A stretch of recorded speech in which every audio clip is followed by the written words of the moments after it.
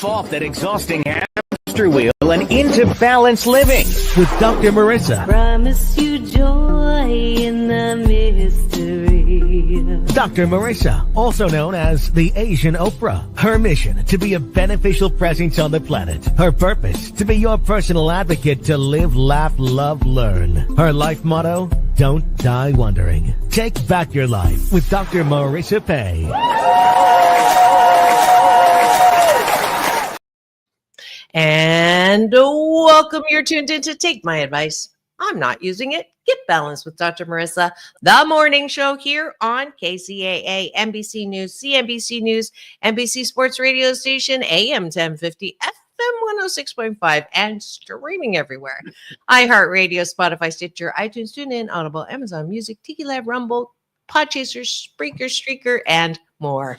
Why so many places? Because I want to maximize my splatter zone for more hope and happiness. So there's no gossip, no scandal, no K-words, no Kanye talk on this show. Instead, I want you to focus on your own reality show and how you can be happy 88% of the time. So I have topics and guests to that end and co-hosts. And you can see by who's in studio today that it is Wednesday and time for Doctors in the House with myself and Dr. Tiffanie Tate.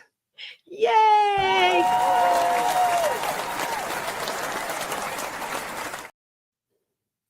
She's an author, playwright, singer, songwriter, veteran, OBGYN, and my co-host on Wednesdays. And we're so delighted to have you back, Dr. Tiffanie. We're going to jump right into, and your mic is so sensitive that when you're moving it just a little bit, there's a little bit of splashbacks, just so you know. She got a new mic, so which is great. We're going to start the morning. You know, I love to have breakfast. I actually don't have breakfast in real life, but here on the show, I have breakfast every single morning, weekday morning with my guest or co-host. And today's no exception. Top of the bun, things that we're grateful for. Bottom of the bun, things that we're grateful for inside of ourselves. In other words, for appreciation. And breakfast consists of taking a bite of that gratitude sandwich. So I'm going to start. I am grateful for the birds that are flying in formation right by my window. It's one of my favorite things to see. And it's the sign, my friendly universe sign saying everything's going to be okay. And what are you grateful for? I am grateful for not being hit yesterday. I was turning left. I had the green arrow, and another car decided to run a red light. And they just gave a wave like, oops, sorry. And I'm like, as I'm clutching my chest, clutching my pearls, I was like, oh, praise God, glory, hallelujah. I did not get sideswiped because they were going about 80 miles an hour on a surface street, I might add. And they would have did some damage. So I'm very grateful that I am able to be here and not be in the hospital to do the show today. I am grateful that you're here as well to do the show and not in the hospital. Driving is, I'm grateful that we can drive here in the States. We are one of the, top, 8% of countries that almost everybody has a car. And I'm grateful that we can all be careful, especially during the holidays. People are a little distracted. And so I'm grateful that I'm all over the place this morning. I'm grateful we have cars. How's that? I'm grateful I have the cutest car. I call it Panda. She is a little Mazda Miata convertible. So some of you know my stories. I'll say I'm topless, not that way, but my top's down on the convertible. Dr. Tiffanie. Yeah. What else are you grateful for? I am, since we're talking about vehicles, I am grateful that I have a new vehicle because my old car was a 2008. I bought everybody else a car and I finally upgraded this year. And I call her Emerald because she's emerald green.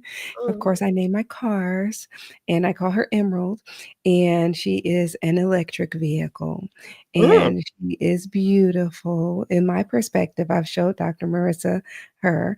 And she is quite comfortable, has a heated seat because I have back issues and gets me around rather comfortably. And she lets me know when I leave my phone in the car because I tend to do that from time to time. So I'm thankful for Emerald keeping me safe and comfortable as I traverse the streets. beautiful. I'm putting this story up to get people a notification that we're live. So I'm listening. I am grateful that I have eyes to see, and that is something I'm really grateful for because I'm such a visual person for sure. That's one of the things that Dr. John Gray told me. I I have a little too much masculine in me because I judge so much by guys, when I'm swiping, by how they Mhm. look, and it doesn't necessarily serve me well. But anyways, I digress. I'm grateful for my eyes. Dr. Tiffany, last one before we go to the bottom of the bun. I am grateful that we had a fundraiser this weekend with my organization, and it was a very successful fundraiser to raise scholarship money for graduating high school students, and it went over very well. Yay. And let's go to the bottom of the button, which is, what do you like about yourself? Gratitude turned inwards. And the reason why we do this is because many of us were told, don't be all that. You're not all that. Don't toot your own horn. Don't brag. And as a result, we look to other people for approval. We look to other people to feel good about ourselves, which is pretty dangerous territory. And a lot of us have antenna up looking for likes literally on social media. So I want you to practice your good life habit, your discipline, your muscle for self care, self soothing, self love, which I believe is the foundation to good mental health. So I appreciate my ability to move through crap pretty pretty quickly. I mean, my formula is feel it fully. I had something happen that I didn't want to have happen. Cost $50,000, which is a nice chunk of money. Project that I've spent like a year and a half trying to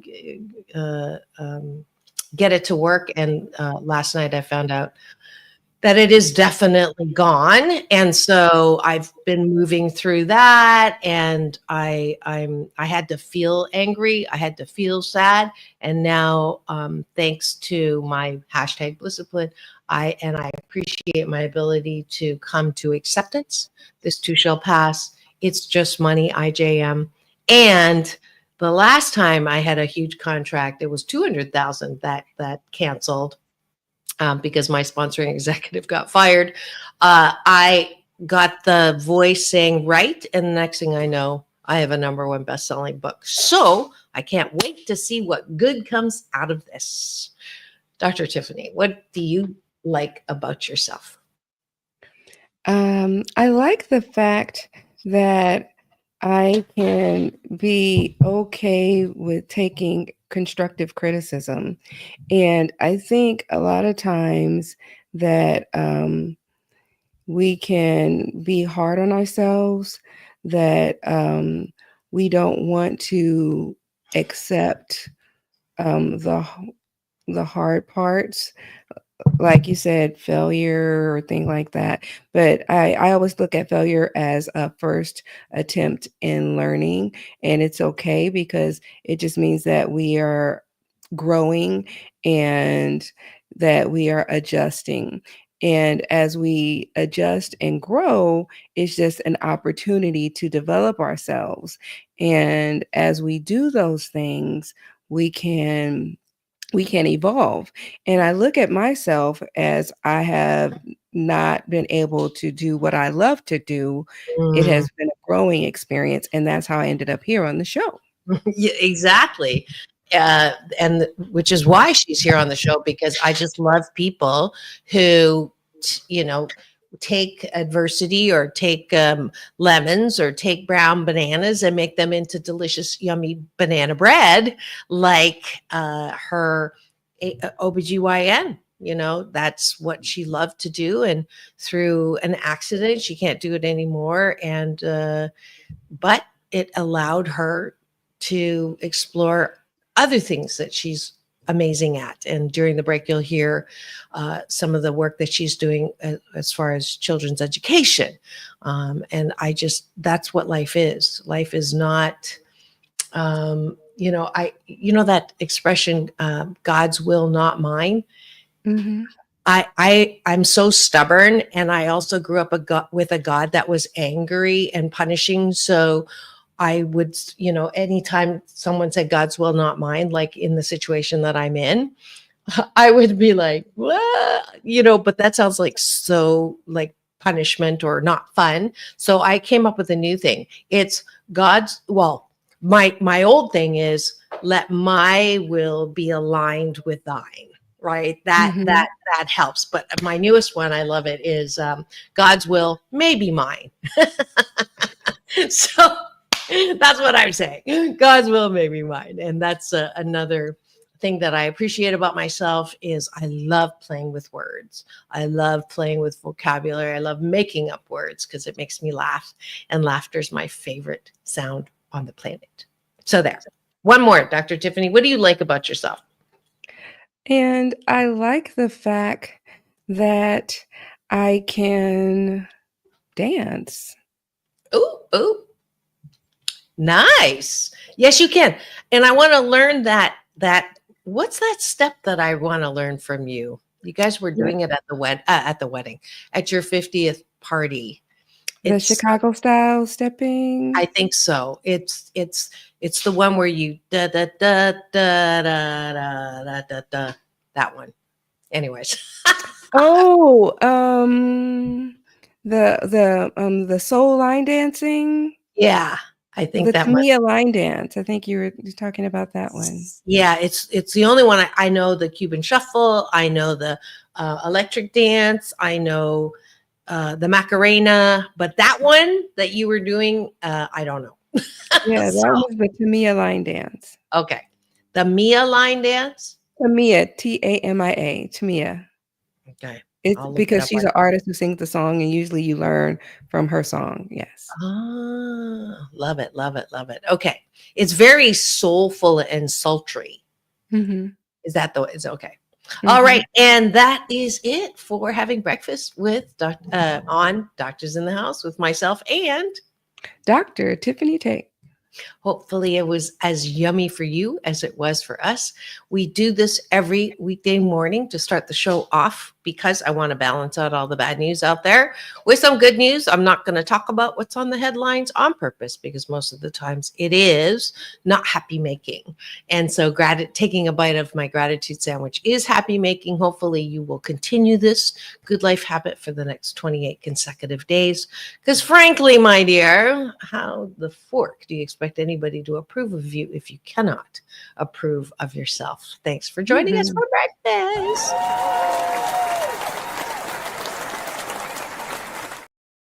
And now to the topic of the day, Dr. Tiffanie. What are we talking about today on Doctors in the House? Well, let's take a trip. Guilt trip. So we're going to dip our toes into guilt trip and manipulation because the holidays are coming around. Mm-hmm. And this is when you're going to go around some family and some friends, and they're going to take you on a little trip. Some of them are going to be positive and some of them are going to be not so positive. Why are you leaving early? Do you really have to do that? Can you bring this? Can you bake that? I already know because it has already started with me. I have been down that road of guilt tripping. They have been trying to come to my house. And I'm like, We are not hosting Thanksgiving here. And so that the guilt trips have started, people. And so I thought this would be a good trip. And yes, you are watching, and I'm not afraid of you. There's a little side jab there, I can tell. Yeah. Well, I can only hear, you have a big house, you have the room, you can cook it. Everybody loves your cooking. I can hear it too, Dr. Tiffanie. Yeah. So guilt tripping. My kids, my daughters will accuse me of doing that. And I have to be honest that I do it. I try not to do it as much as my mom did. Our only job is to do a little better than our parents did. So I have to watch myself. And I can say that this year I did not do any guilt tripping yet. And that's the thing. A lot of times we don't even realize that we're doing it. And I can say I probably have done a little bit to my children when they were younger. And we as parents, we tend to do it, but we do it at work, we do it with our friends. Sometimes we might even do it in our relationships. And it might be overt, it might be accidental, and it might even be intentional. And Mhm. so I figured this would be a good time to just talk about what is guilt tripping. And let's just dive into this little pool. And you might even bring out your moose from time to time. Yes. Mhm.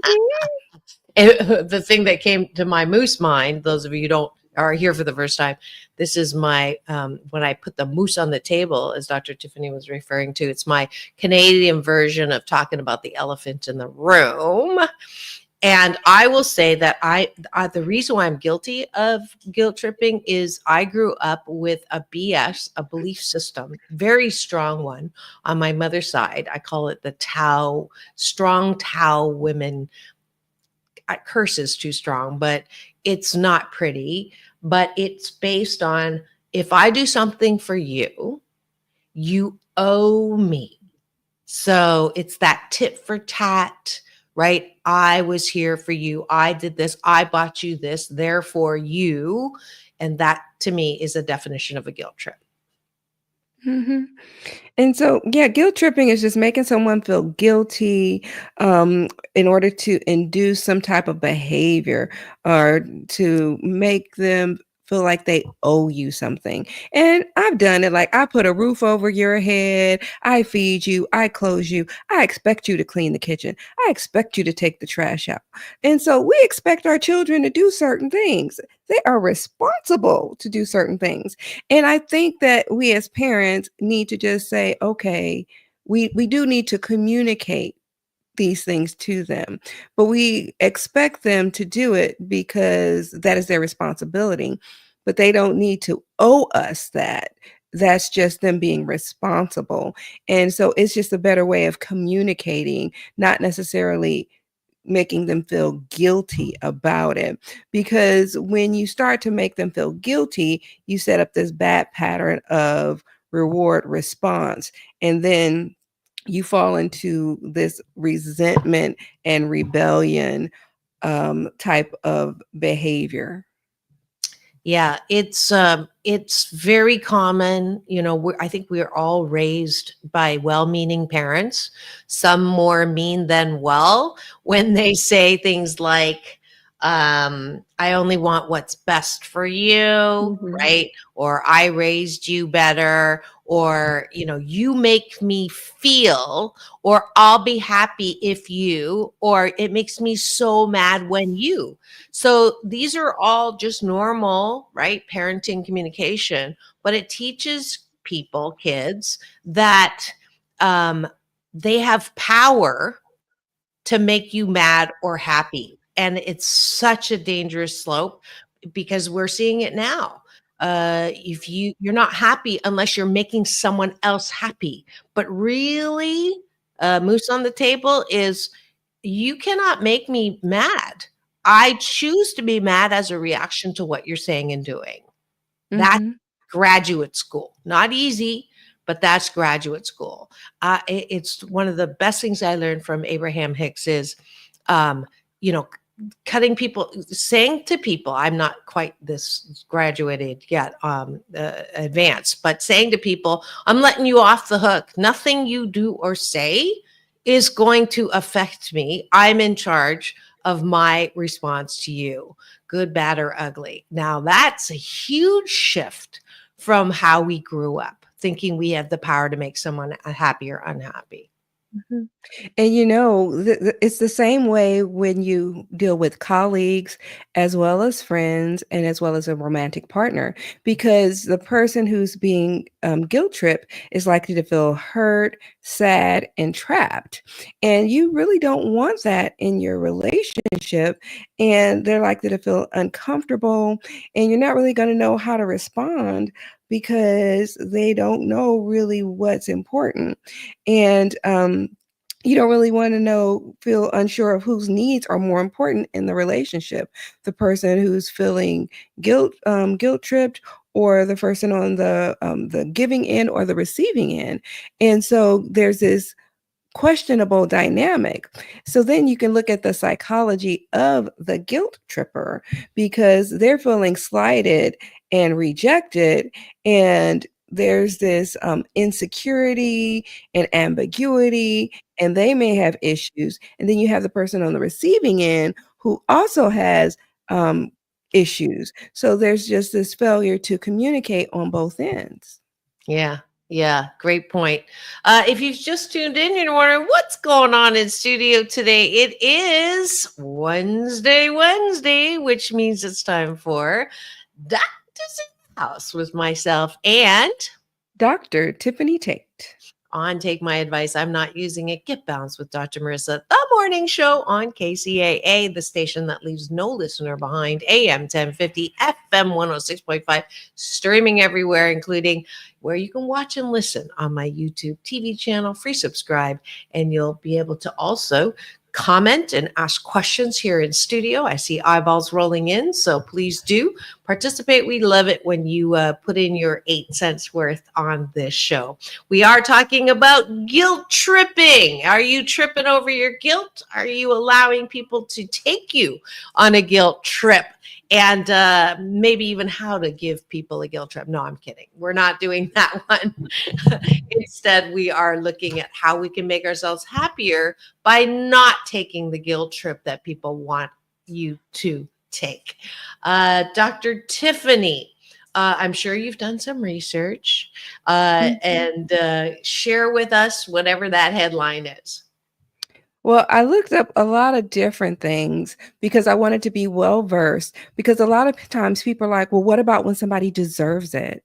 And how do you navigate that? Well, I know it's okay. But what about when somebody really deserves to be treated this way because they've hurt me and I really want to hurt them back? So what do I do in that case? Isn't it okay for me to get back at them? Absolutely. No. Because I've been wronged, right? Yeah. Righteous indignation. Yeah. Yeah. So what do I do in those situations? Well, I think you have an answer? Do you want me to? yes. Yes. Well, what do you think, Dr. Marissa? You want the balanced me or the unbalanced me? My unbalanced me is I want both. I want both answers. okay. So when someone does something to me that I didn't ask for and I didn't deserve, I look at them and I say, if I look like you, I'd be miserable too. So that's the unbalanced part of me. Usually I only say it in my head, so I have nothing to apologize for. Because if you make a knee-jerk reaction to someone and what they're doing, most oftentimes you will end up looking like a jerk. And righteous indignation is one of those things that will rob you of your happiness. So if you want to choose to be pissed off at someone who is pissing you off, you have the right to do it. But is it really going to make you feel better? Thich Nhat Hanh has a beautiful saying. If someone comes and burns your house down, resist the urge to chase after them and burn their house down. That's the what you're talking about, retaliation. righteous indignation. Instead, turn around and put your fire out. You could still save something, right? Instead of chasing them. So take care of your own anger. It just feels better to cut people some slack. You're not perfect. I'm not always. And then it's like it's their cross to bear, not mine. Get off the cross. We need the wood. I'm not gonna sacrifice my happiness to prove a point. Absolutely. I like that. Get off the cross. We need the wood. And you'll have something to keep you warm because you want to do everything to protect your peace. And if someone wants to be in a special place of anger, let them. You have every right to not join them in whatever they're doing. And when you give them your power to control your emotions, you're giving them power. You don't want to give anyone else your power. You want to keep your own power. And that's what the research shows. So you always want to take the high road. Okay. So guilt tripping is a form of manipulation, and you don't want to let people be able to control you, be able to manipulate you. You always want to do what is better than is able. Now, it is not a form of gaslighting. It's very different than gaslighting, because gaslighting is a type of emotional abuse that involves denying another person's reality. Okay. So it's making them question their own experiences. So guilt tripping is very different than gaslighting, because gaslighting is just making you feel guilty. Whereas, guilt tripping is making you feel guilty, whereas gaslighting is making you question your reality. Completely different. And they just want you to change your behavior to benefit them in one way or another. So guilt tripping can have an effect on your relationship, your self-esteem, whether in your family relationships, your romantic relationships, your friendships. Like if your friend wants you to go to the movies or to go out with you and you're like, I can't, I have work to do. And they're like, well, you always have work to do. I really need you to come out with me. And they bring up all these times where you used to have fun, and they're trying to guilt you into going out with them. And they're trying to get you to cave, and they're just trying to make you feel guilty. That's guilt tripping. Mm-hmm. I say no one can make you feel guilty. If you want to feel guilty, that's your choice. Mm-hmm. Another great saying I use when I speak and teach is an African American saying: when there is no enemy within, no one outside of you can hurt you. So if someone's giving you guilt around, you should be more responsible, you should be more generous, my first response is looking inside and saying to myself, am I generous most of the time? Am I giving most of the time? Am I responsible most of the time? Yes. And therefore, that accusation just sort of the water off the duck's back. But if I'm holding something that is a self-criticism and I'm like, oh, I really should be more, I should this, and if I'm shitting on myself, then yeah, that criticism, that guilt inducing trip that they want you to take, it's going to hit its mark. But if I don't have that goat, if I don't have that button, then it won't be pushed. That's advanced personal mastery, which is a new course that I teach that I just am really, really passionate about, because we give way too much credit to other people on how they make us feel, which is silly. Mm-hmm. I'm the boss of my reaction. I'm the boss of my emotion. Absolutely. And so you asked me, what did I research? And I looked up some 11 phrases to respond to guilt tripping. Ooh, this will be good. Mm-hmm. And I thought that that this would be an excellent thing to do right after a You get station identification. it. Sounds like a great segue here. If those of you who are tuned in and wondering what's going on in studio, you are tuned in to Doctors in the House with myself and Dr. Tiffanie Tate. we're going to take a quick break for news, weather, and traffic on my NBC News Radio channel, KCAA, the station that leaves no listener behind. Don't go away. We'll be back in 2 and 2. Chuck Woolery used to say, but I'm going to say peace in, peace out. Don't go away. We'll be right back.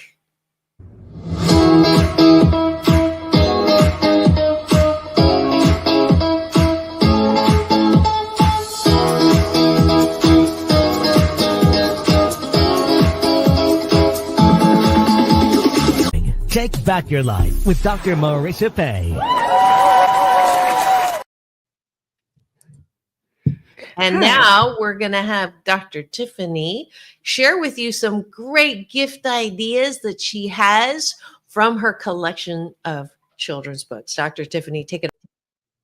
Hi, I'm Dr. Tiffanie Tate, and I have written some wonderful children's books. One is called Money Matters.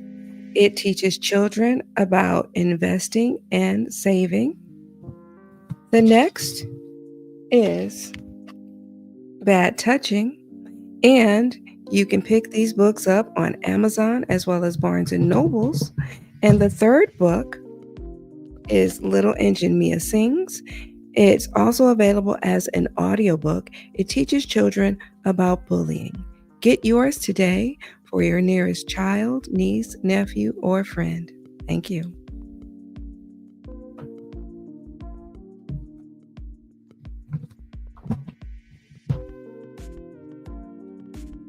I forgot to put myself back up here. You can get any of her books at her website. Very easy to find. Dr. Tiffanie Tate with an IE on the Tiffany. And it's a great holiday gift. I love the way that she helps kids and parents with messages that are not always easy to talk about. So please do consider this as your holiday shopping for this year. And the buttons today.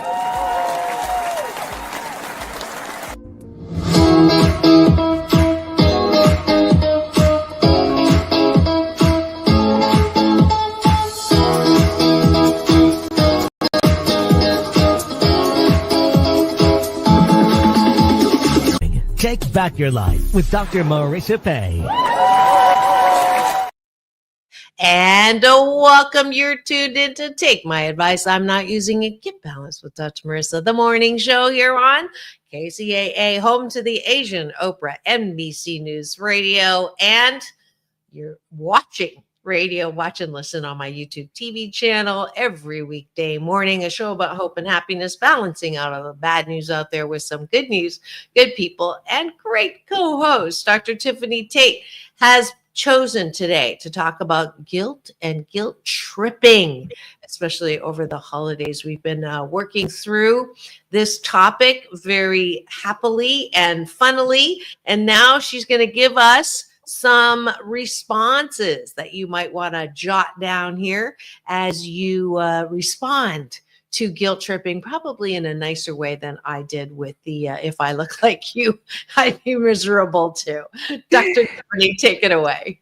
Okay, so these are according to some psychologists, and these are 11 responses.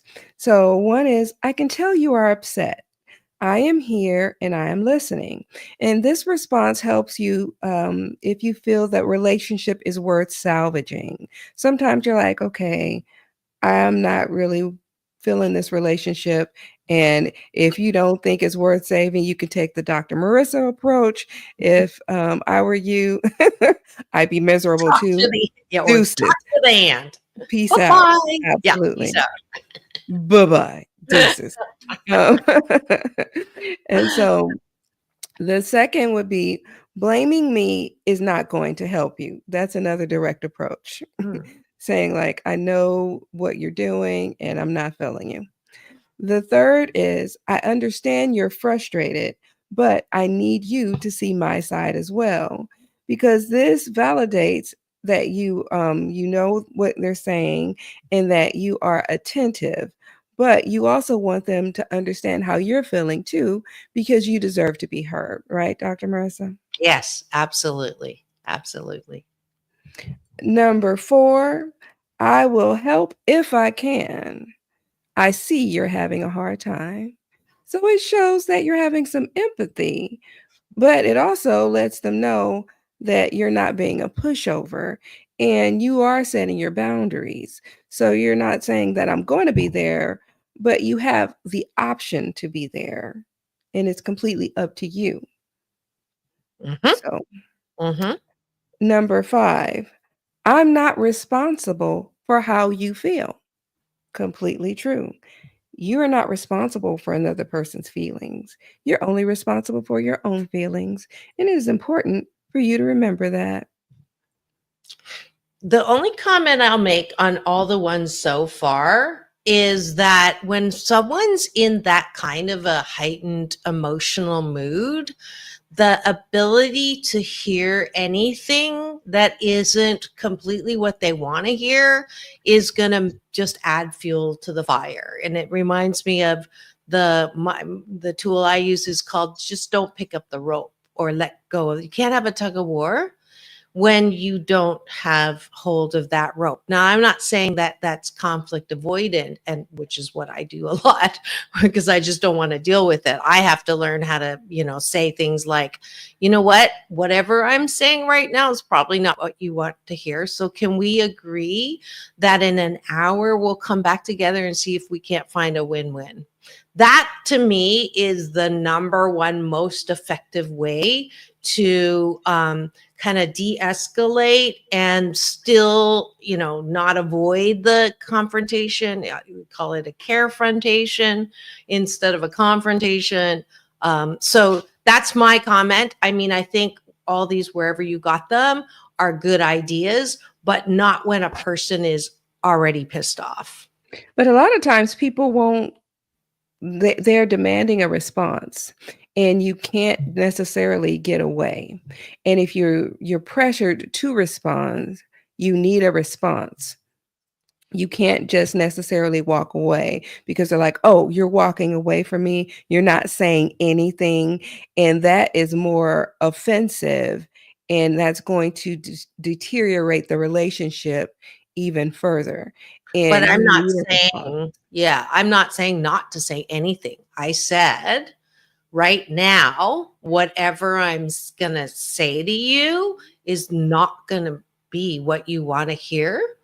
And I usually add in, and I hate to apologize. So I don't want to stay here with the possibility that I'm going to say something that I'm going to regret.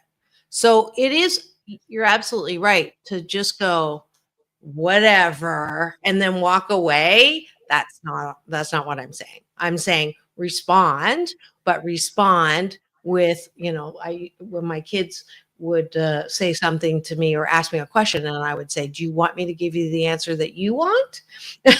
Or do you want me to give the answer as who I am? So giving them the choice, right? We can have this conversation now when you're pissed off.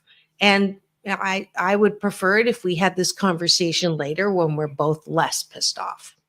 So See, I that's think a it depends on the response. audience because you can probably get away with that with your kids, but if you're at work, that might not work because if you're talking to your boss or you're talking to your coworker, they're going to be Mhm. like, I need a response now. Mhm. And they're going to be like, what do you mean you're too upset to have the conversation now? Did I really tick you off that bad that you can't give me a response now?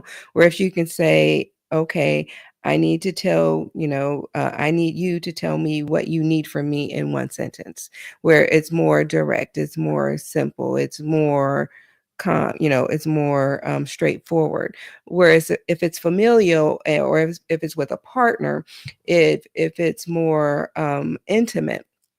So if you know your audience, you can cater the response to your audience. Where if it's a platonic relationship, you can use some of these responses. If it's a more intimate relationship, you can kind of table the conversation, because they're more likely to be understanding. And I think you can gauge the atmosphere and read the room. I totally agree on not one response is the best for the situation or the person, and the one you just gave is a great one, which you didn't give me before. I was Yeah, I'm reacting. still working my way down the list because there's 11. Yeah, I was reacting to the first ones that you had said. Yeah, that was number 6. Those were fuel makers, like making Mhm. a hot fire even worse. Okay, keep going. Yeah. Okay, so number 7 is tell me what is going on and what I can do. Number 8, I care about how you feel, but I need you to see my side as well. Number 9, I'm sorry I can't go out tonight. I know we were both looking forward to spending some time together. So like this is a friend who's like always guilt tripping you or Canceling. something. Yeah, Mhm. yeah, yeah. Number That's 10. me. Put that moose on uh, the table. I is, hate it when is people that you? cancel on me. It's so me. Like I get so bent out of shape because I'm a planner. I'm East Coast, But you don't guilt trip people, do you, Dr. Marissa? I gotta No, give you the I side just drop eye. them. I give them one chance. I just like, okay, next, Thank you. Next. next. Number 10, you should consider your own role because it encourages reflection. If somebody is, say, asking you for money and you know that they're lending money to someone else, and it's like, well, how are you going to borrow money from me and loan money to someone else? And then that's a point of conflict. And you're like, dude, really? Or Chick, madam, really? chick. You should consider your own role. Um, Number 11, this guilt tripping is too overwhelming for me.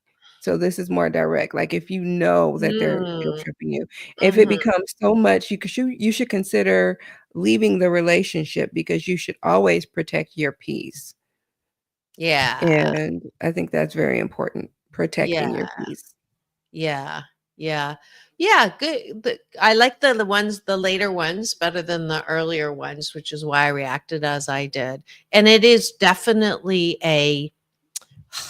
you know, um, guilt to me is not a very useful emotion. So just coming on the other end, not giving people a guilt trip, but receiving, like if you feel, uh, even if you don't have anyone trying to take you on a guilt trip, I know there's a lot of people who come to me for coaching who I just feel guilty that, right? Fill in the blank. I wasn't there for this person. This person died, and I, wasn't on the best terms with them, and now we can't fix that. I can't fix that. I feel guilty about that. I feel guilty that what I did to my kids. I feel guilty what I did, I made a mistake. I feel guilt. And that part of the guilt trip is so not useful because I believe that everybody does the best that they can at the time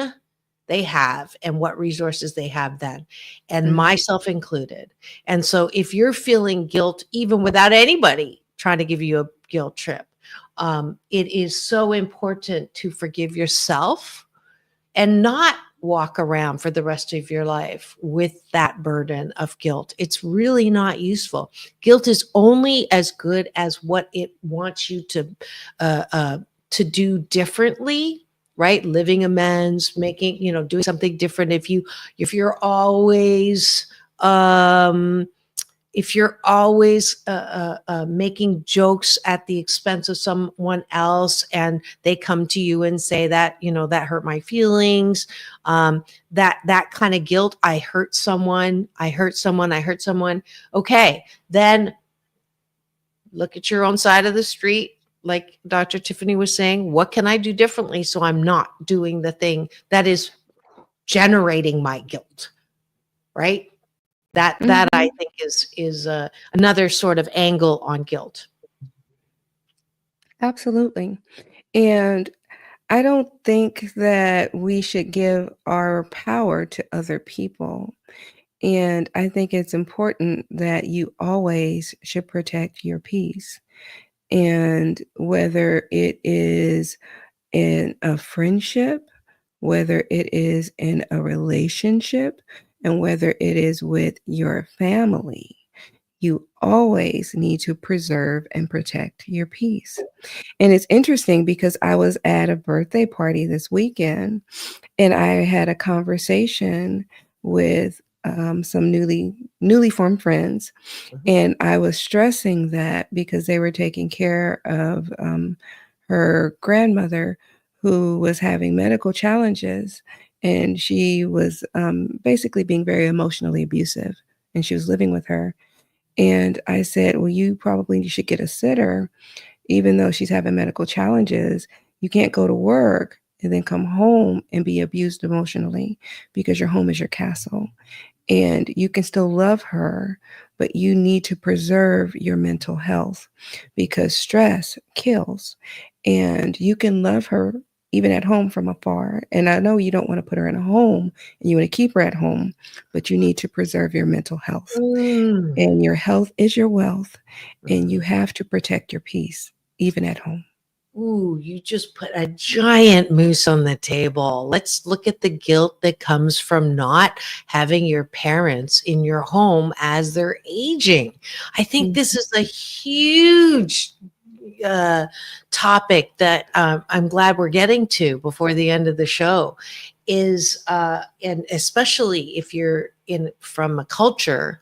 I don't know about the African American culture, Dr. Tiffany, but I know in the Chinese culture, that's the expectation from the old country, so to speak, just last generation. The expect that my Chinese mom in Toronto, it was I felt so bad for her because she really thought that when she was where she is now, older, she's 90, Parkinson's, that her son, in Chinese culture, the son takes in the mom, right? And Mhm. lives with them and takes care of them until they die. That's part of the Chinese culture. I think that there's a lot of women right now who are feeling that shock absorber, elder care, child care, and they're in the middle of that.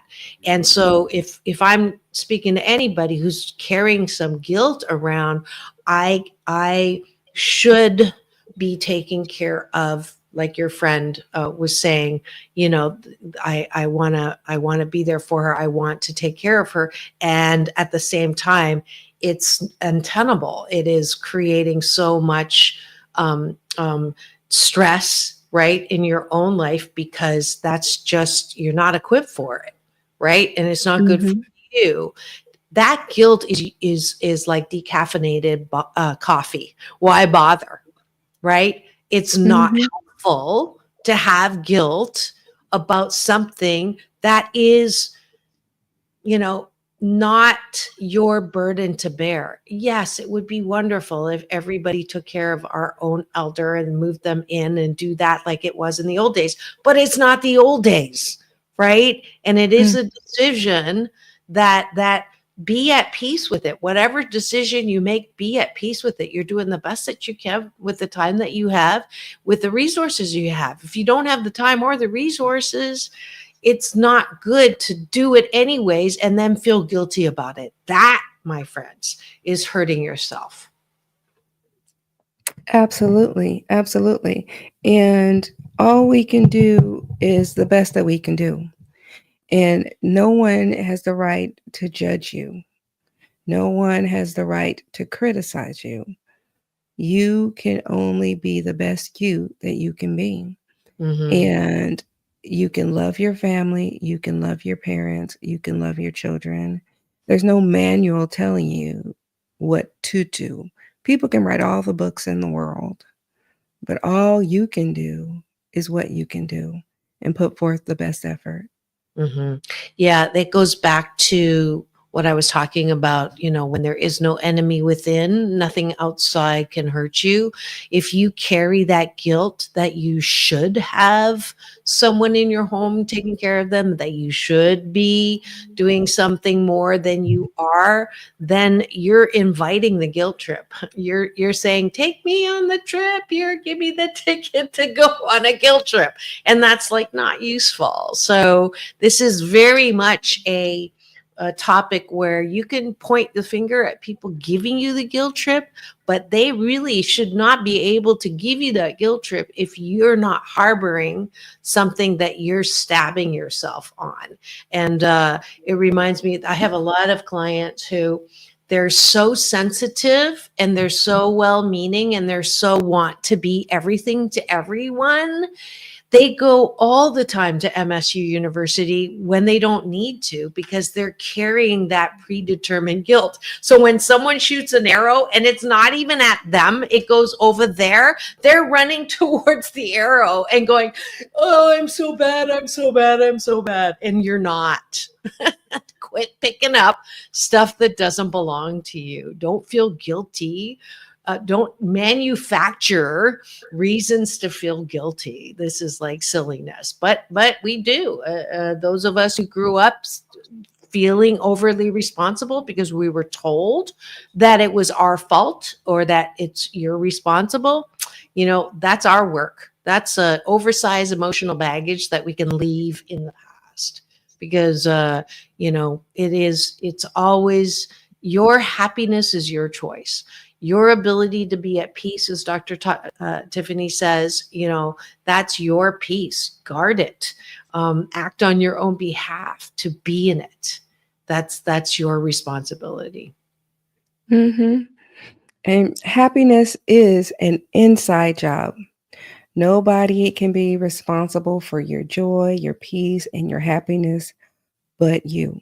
Mhm. And you don't want to give that power away. You have always got to protect it.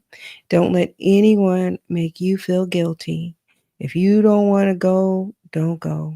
If Mhm. you don't want to bake, don't bake. I can tell you're talking to yourself right now. And I mean, I really enjoy baking. It released my stress. So it's something that I love to do, but Yeah. I do love to give them a hard time about it. Yeah. There's So, something about you offering to do something versus an expectation and a guilt trip mhm. for you to have to do it. I think that's the Yes, point of the whole yes, message here today absolutely. is that, you don't have to own anybody's ticket to a guilt trip. You don't have Mhm. to buy it. You can leave it on the counter. You don't have to take it with you. And that truly is the power that we have in choice. Anything else, Dr. Tiffanie, before we round up Yes, the show? and I guess my final words would be that if you want to keep resentment and emotional distance from contaminating your relationships, make sure you flex your boundaries and implement them and use them and know what they are because you know how you want to be treated and you know what respect you expect because as Aretha Franklin said, RESPECT found out what it means to me. Nobody can tell you what it means to you but you. And you know how you want to be treated. You know what your expectations are. You know what they are in your friendships. You know what they are in your relationships. And you know what they are with respect to your children. And communication is key. Tell them what you want from them. Try not to guilt them into doing things. And you can decide what relationships you want to keep based on how people are treating you. Are they treating you the way you want to be treated? Are they trying to manipulate you with guilt because you don't have to take that. You Mhm. know what relationships you want to keep and what relationships you don't. You got to know when to hold them, know when to fold them, know when to walk away, and know when to pew, run. So, had to add And the know sound when to, effect. yeah, and know when to kick them. And no, I'm kidding. Yeah. Uh, Know when to tell them to kick rocks. oh, thank you, Dr. Tiffany. That is a great final word for this topic of guilt tripping. My final word is no one. I hope you today, what day is it? November the 20th. 20th is the first day that you choose not to live with guilt. You know who I'm talking to. I have a client right now in this, just is suffering. Her whole life is suffering because of decisions she's made in the past, and she feels guilty about them. And darling, and anyone else who's in that boat's gotta, we gotta let that boat go, because it's really keeping you from living a happy, joyous, and free life. Everybody does the best that they can with the time they have and the resources they have. So every decision in the past that you've made that you feel guilt about is useless, because it's not going to help. You cannot change that. You can take responsibility and do things differently now, so that you're not putting yourself in the same situation. But what has happened in the past has happened. That ship has sailed. It wasn't a bad ship. It had some role in creating you, and it had some benefit. Maybe you don't see the benefit, but everything happens for your divine and best good. So please do make this the first day that you are not saddled and burdened by the guilt that you cannot afford to keep carrying with you. That's my final word. Well, Well, that good was fun morning, today. Jerry, in the cashew gallery. We got a cashew gallery. Jerry, so nice to see you. Amen, doctors. I love it. I love it. So, wow. I am delighted again to always share space with you, Dr. Tiffany, every Wednesday morning, 9 Pacific time. Please do return with us next Wednesday, or just stay with me every weekday morning from 9 to 10. Tomorrow is Straight Talk with myself and James Hawthorne. Usually we talk about relationships, dating, not dating, swiping, swipe or no swiping. That's what we'll be talking about tomorrow as I continue crafting what I call my SSBS, Successful Swiping Balance Strategy. So don't forget to tune in Thursday. Friday is the Hollywood Rebel Report with Ricky Rebels. Thank you, Dr. Tiffany, for, as usual, making this a fabulous Doctors in the House episode. Join me, please. It's all about balance. Peace in, peace out. World peace through inner peace. And take us out, Dr. Tiffany. Now go and have the best day ever.